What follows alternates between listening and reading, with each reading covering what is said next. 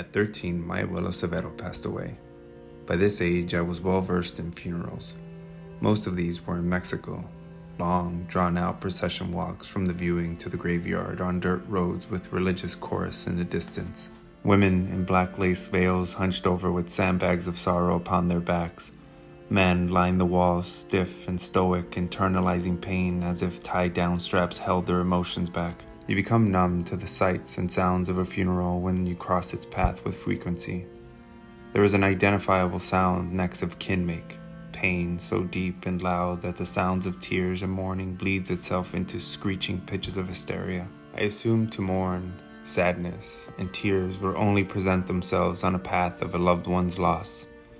How does one move past the emotional ebbs and flows if you've never been taught to? Myself and many like me were not taught how to properly deal with sadness and hurt.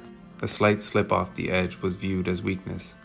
But as I've aged, I've seen sadness try to creep its way into my everyday life. In my culture, as a man, I was taught to zip tight, suppress, and swallow gallons of tarred lace pain, sadness, and fear down for subsequent fear of unmanliness or weakness. This desire to adhere to the invisible cloak of strength has caused more pain than resilience.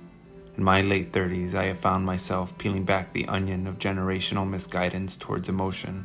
I am a 100-year-old house with multiple layers of paint without years of sanding, clumpy and thick. I've ran multiple marathons, and each time around mile 22 or 23, you hit an intersection where physical pain and emotional pain come colliding upon each other with force.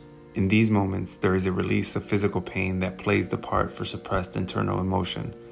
It is a beautiful thing to actually release emotional pain. I've chosen to lean into the discomfort of bearing emotion, not in the sight of weakness, but a release of emotion without regard of judgment or slander.